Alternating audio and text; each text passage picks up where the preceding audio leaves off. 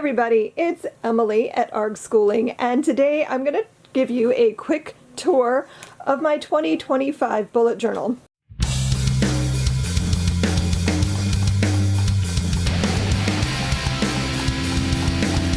Well, I just finished setting up my journal and I thought we would do a quick flip through.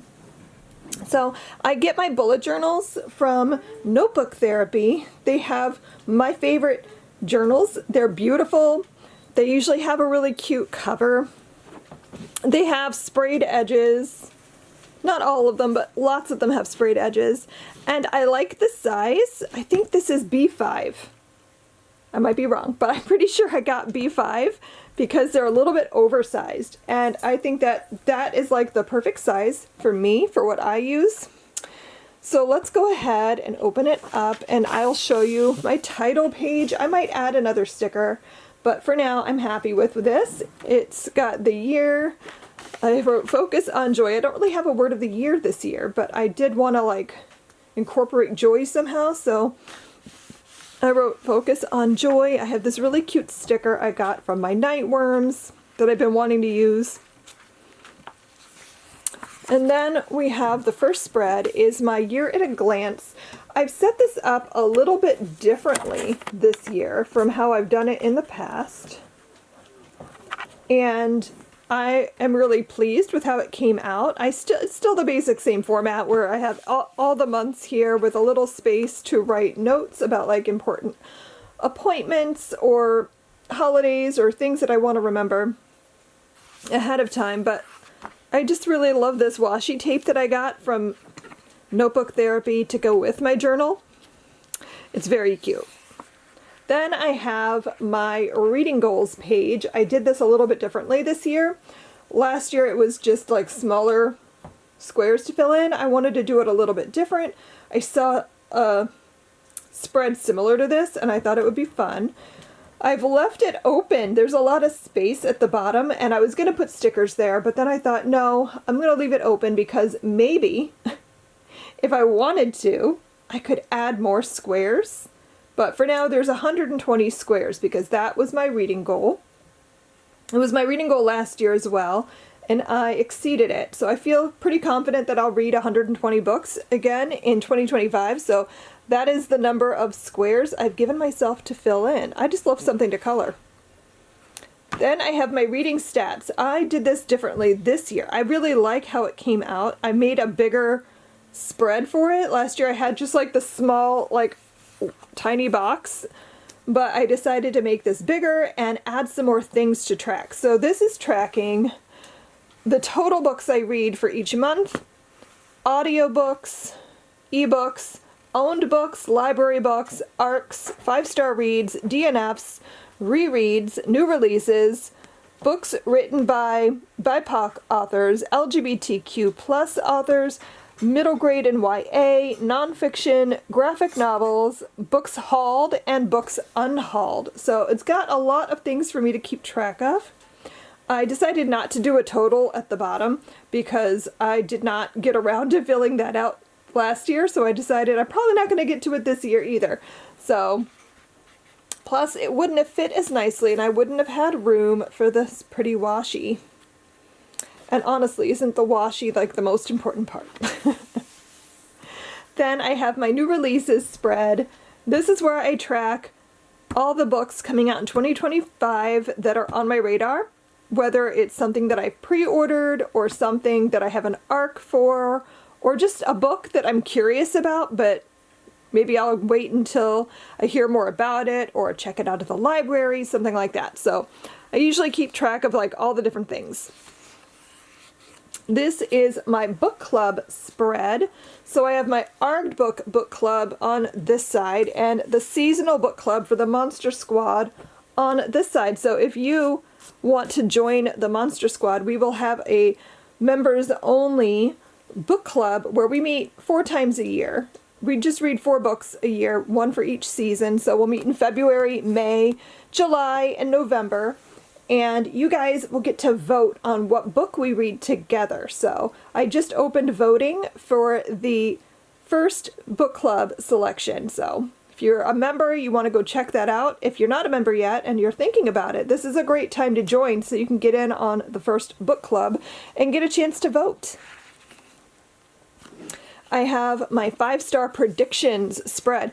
Instead of the 12 recommendations from 12 friends like I did last year, this year I'm doing a book a month from my 5-star predictions. I have a whole video where I talked about the books for this, and then each month I pull one out of a jar, and that is the book I have to read that month. So as I read them, I will put them here and I will note whether or not they were a 5-star.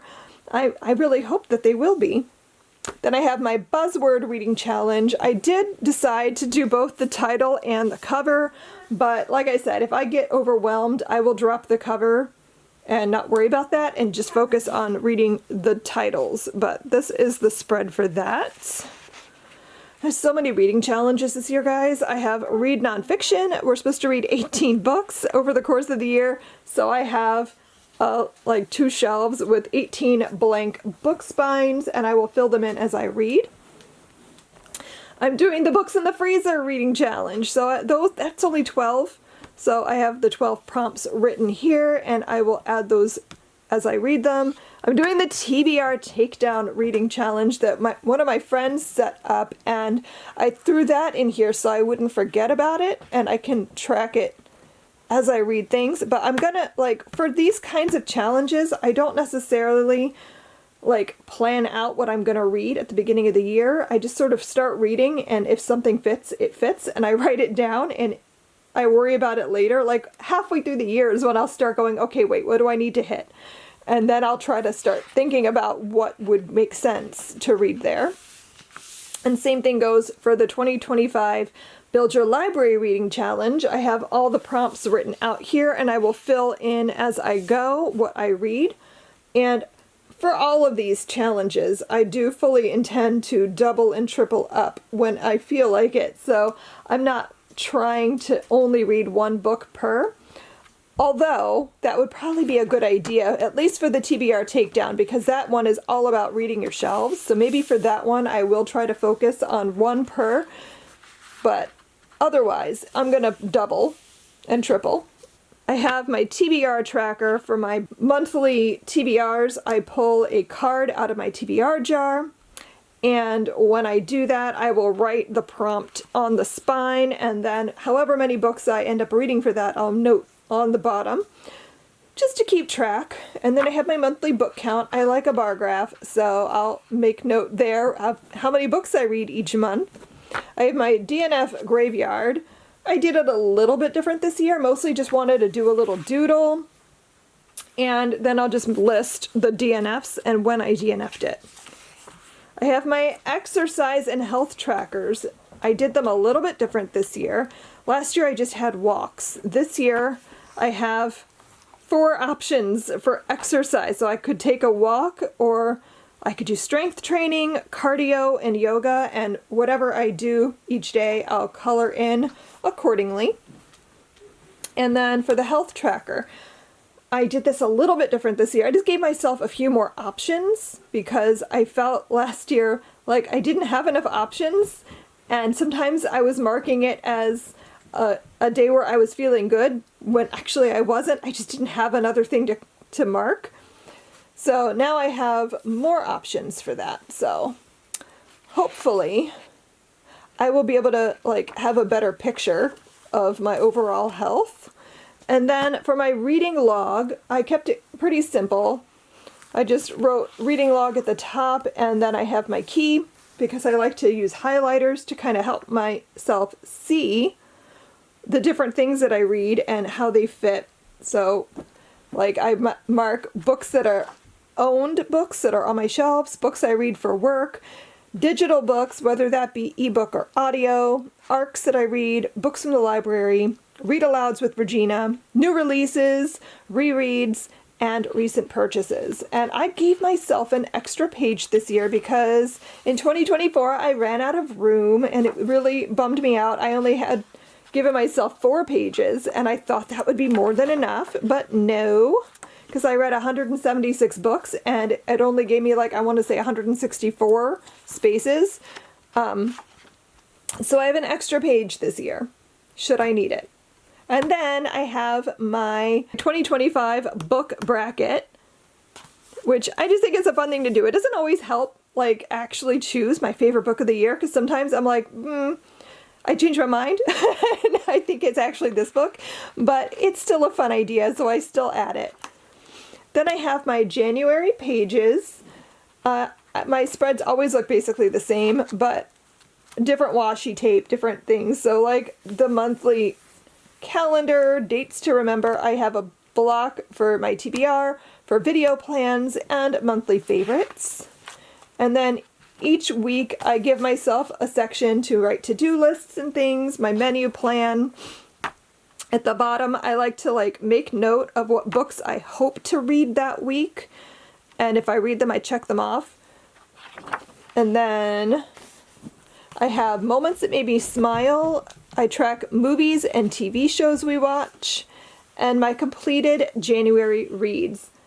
So that is it. That is my 2025 bullet journal setup. I am ready to go, ready to start this new year and read lots of things. So I hope you enjoyed this video.